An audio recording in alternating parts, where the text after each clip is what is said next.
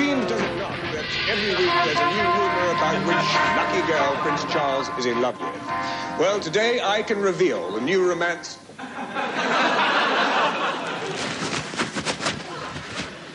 Good evening, and tonight on Nationwide we'll be interviewing the man from Gateshead who eats trees.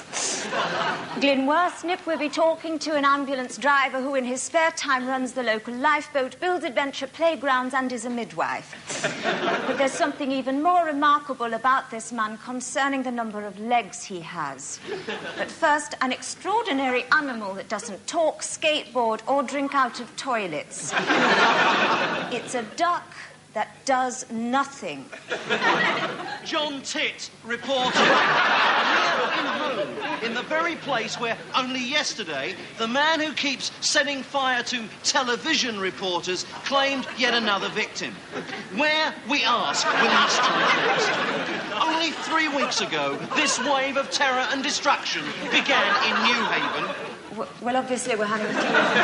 Well, obviously we're having a few problems there with the duck that does nothing. But I'm sure we'll have a few problems sorted out as soon as we've sorted out the duck that does nothing. Sue. Sue. Well, from ducks that do nothing to two men who certainly do something. Twins, doubles, lookalikes. In the studio now are two men who will tell us what it's like to suffer the pain and heartache of being identical twins.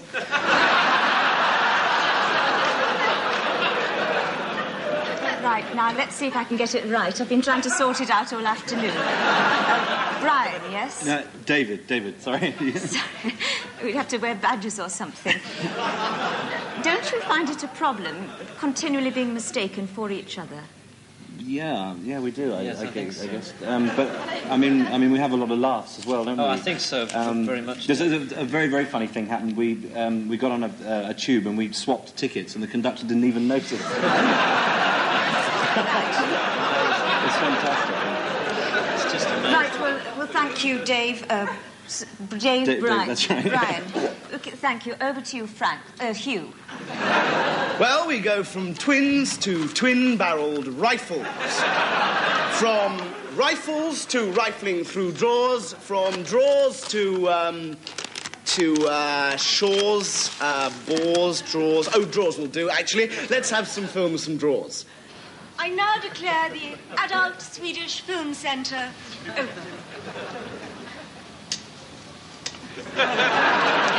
With me in the studio is Eamon Rogers, who eats trees. I'm Douglas Adams. And how many trees have you eaten so far? None, you see. I've written a book, actually. Oh, you've written a book about eating trees as well? No, it's called How to Get Your Book Plugged on Television, and it can be bought from any good Well, bookshop. that's all we've got time for, because George Bennett has finally arrived. I couldn't get a taxi, full of bloody fat Arabs, and I couldn't get on the tube. Full of sort of 6-foot Swedes with rucksacks, and then I got on a bus, and then the bloody bus was stopped by a coach full of Americans going to Madame Tussauds of all places. Bloody foreigners, I can't stand them. Sorry. Sir George, you are, of course, chairman of the London Transport Board. No, I'm chairman of the London Tourist Board. Oh, the London Tourist Board? Yes. I'm sorry, but everybody must be dying to know how a person like you could possibly get appointed to your job. They must be. I hate the yes, bus. But we've got to move on, because right. I think there's an ambulance-driving lifeboatman with a penchant for midwifery and something wrong with his legs waiting for us in our Birmingham studios. No, in fact, it's Councillor Weemley, who was, in fact, supposed to be with us yesterday. Yesterday, Mr. Weemley, we were discussing council spending, and I wanted to ask you how, in the present circumstances, your council was going to adapt to the current cuts that are coming in across the board, given that you have only last year claimed that your council could not maintain its present level of maintenance without huge increases in your budget. How do you feel? Mr. Weemley, can you hear me? Well, that's all we have time for now, because now we can go to Bristol for news of an earlier story. I believe that there in Bristol you have news of a duck that does nothing. No, we've got a pheasant that roller skates and a man who sits in trees and shits on passers-by.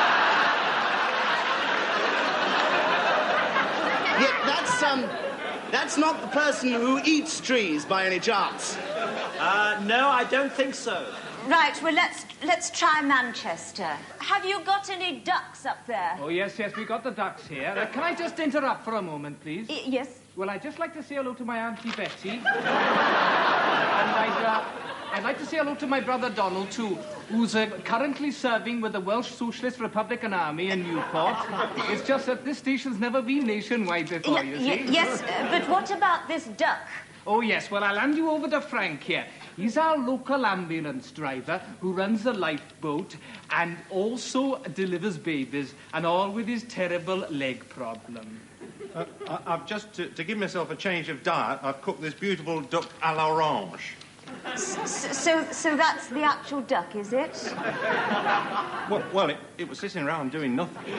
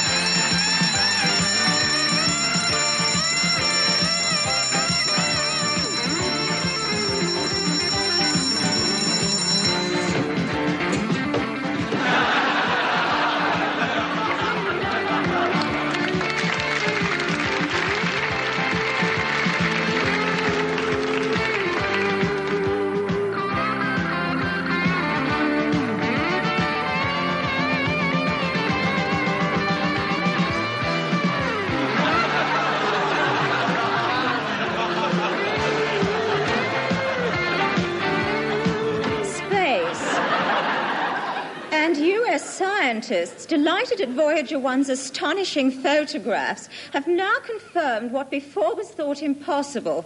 Saturn has got more rings than Jean Rourke. News for horse lovers, and there was excitement for Lady Diana Spencer today when her hat blew off during a ride with Prince Charles. On hearing the news, the Duke of Edinburgh said, "That's my boy." Police hunting the individuals who've threatened to kill Mrs. Thatcher say that their investigations are making good progress and that 47 million people are helping them with their inquiries. Parliament, and following last week's deplorable scenes in the House of Commons, a select committee of MPs has been meeting to discuss the matter.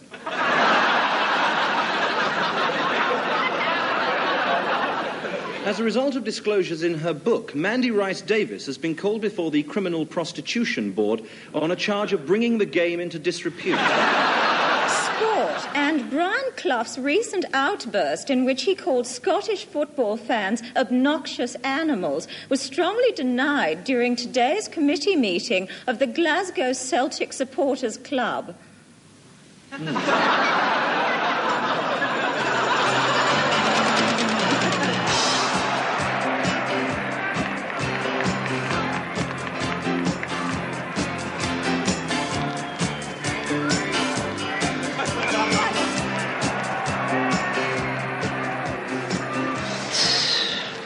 John, what are we doing at a women's international soccer match? Wait. It's terrible. Wait. Right, well, it's over. What happens now? What always happens at the end of an international?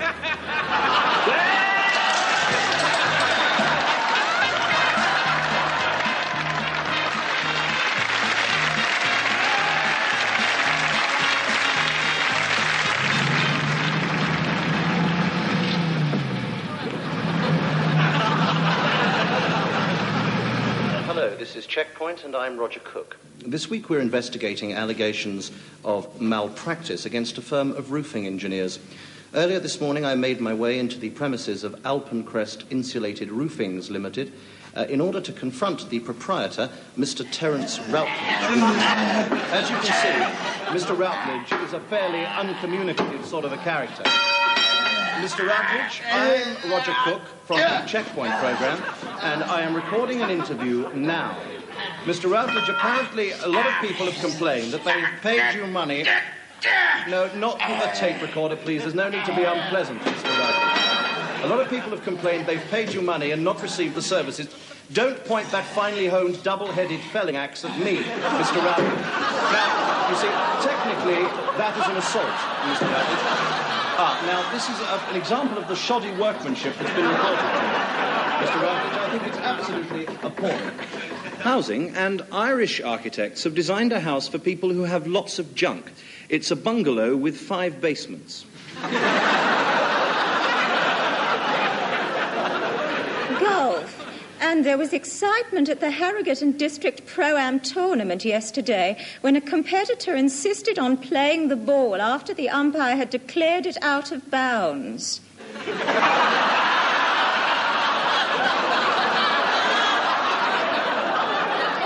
Show business. And backstage at the London Hippodrome, Prince Charles became the first royal ever to have a look under Demi Roussos.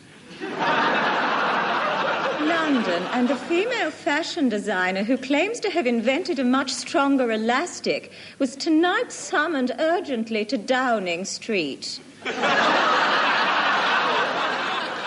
So, Sir Keith, could you sum up your position in just a few words? We start from the assumption that while nationalised industry is filled with people who are doing their absolute best, good people doing their best, and while there are some services that no doubt are sensible to keep nationalised, in general, the pressure to serve the consumer tends to be less in nationalised industries than in the private sector, for the simple reason, not that the nationalised industries have any less good or decent. They can't get that. The pressure upon them to make a profit is less than in the private sector when a firm has to make a profit or go on. Without talking about British rail services, on which I'm not in any way an authority, I would argue that rail services are profitable under the public sector. They're probably far less profitable than they would be if the drive that goes in the private sector into making businesses more profitable were there. But I'm not aware of any case where we're crippling the public sector in my own view.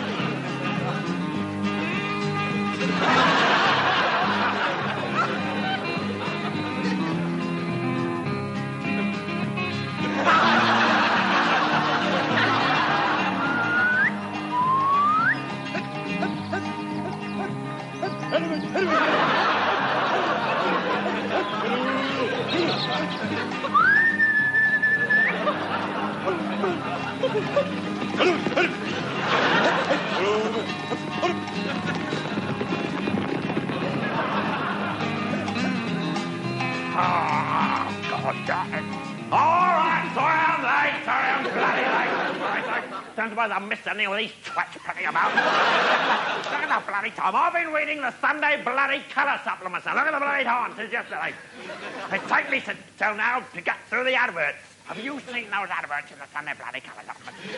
They are garbage. Complete and utter crap. The things they try and palm you off with in the Sunday bloody colour supplements. Unbe-bloody-be-friggingly.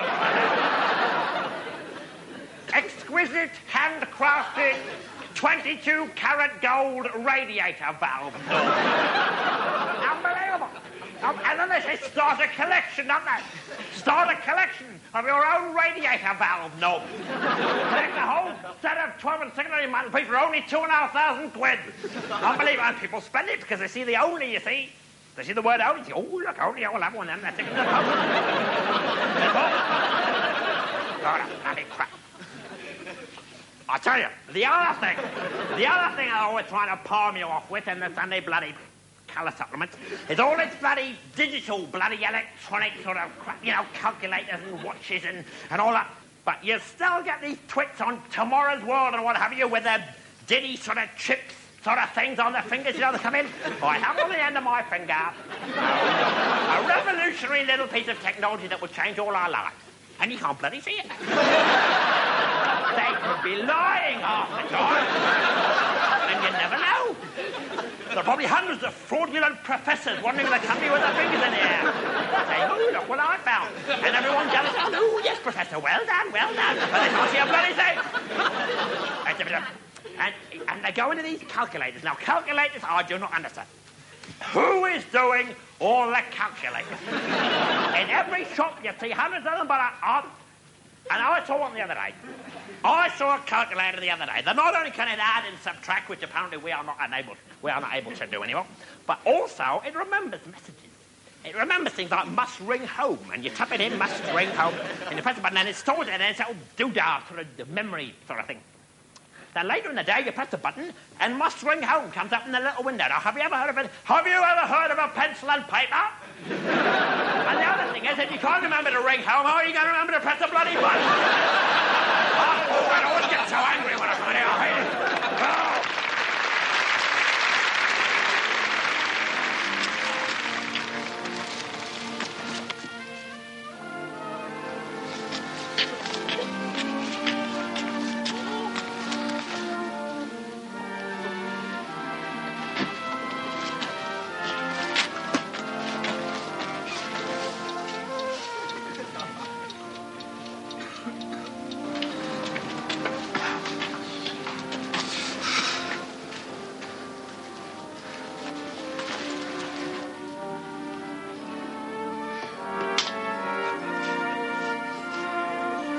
When the buggers come home late, give them boiling water.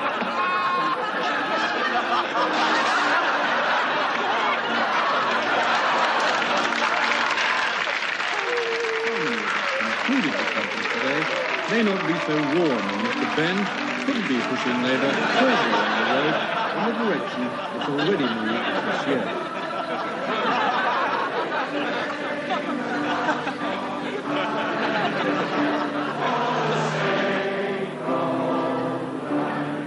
Ronald Reagan, preparing to take over at the White House, has been having lessons on how to tell the difference between George Bush and an azalea bush.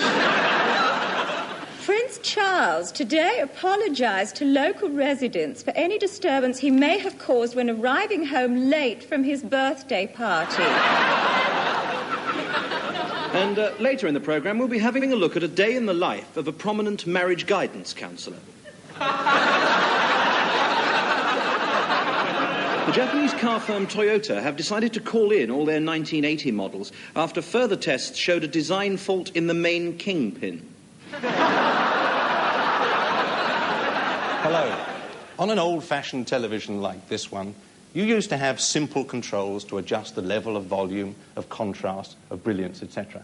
But now, with this new device, this new British device, you can control not only the volume, contrast and brilliance, but also the level of sex and violence. And not only sex and violence, but things like irony and educational interest. Let's see how it works. Here's a scene from a fairly typical, everyday BBC production, a dramatised version of the life of George II. Oh, well, Your Majesty, how goes the world with you? Oh, God, Thomas. Snuff. Thank you. I'm exhausted. If only I could get away to the country. Then why not come to Arkington with me on the morrow? What an excellent idea. Come. Sir, the Prime Minister and John Carlton. Ah, Mr. Prime Minister. Mr. Carlton. What news from Parliament? Much as ever, my lord. The country is prosperous, the people are happy. I must go.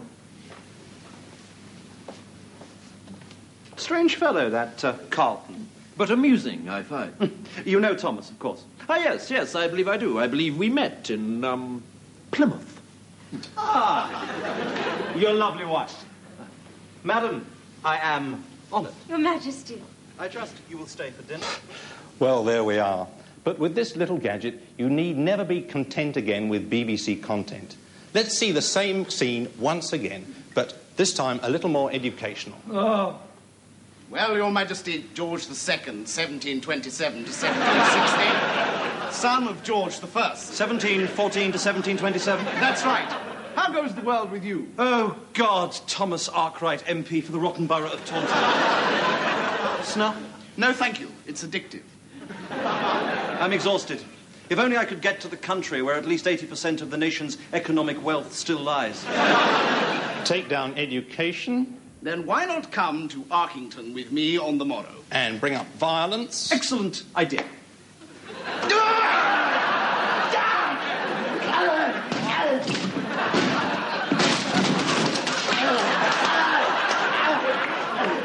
Take out violence and bring up celebrity. Sir, the Prime Minister and Mr. John Cleese. Ah! Mr. Prime Minister. Mr. Cleese. What's news from Parliament? Much as ever, my lord. Add a little irony. The country is prosperous, the people are happy. And we can get rid of the celebrity.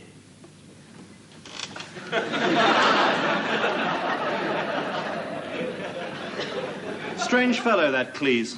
But amusing, I find. You know Thomas, of course. Oh, yes, of course. I believe we met in, Turn on the minority racial interest. Puerto Rico.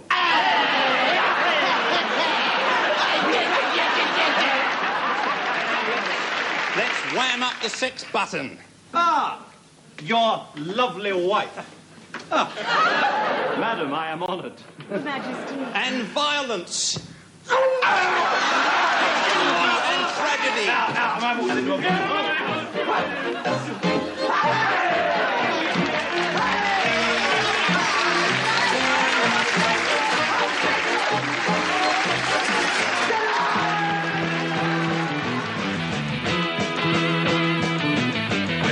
Like the chairman of ICI, like the head of the British Rail. I want a job that's up so high, no one ever admits you fail.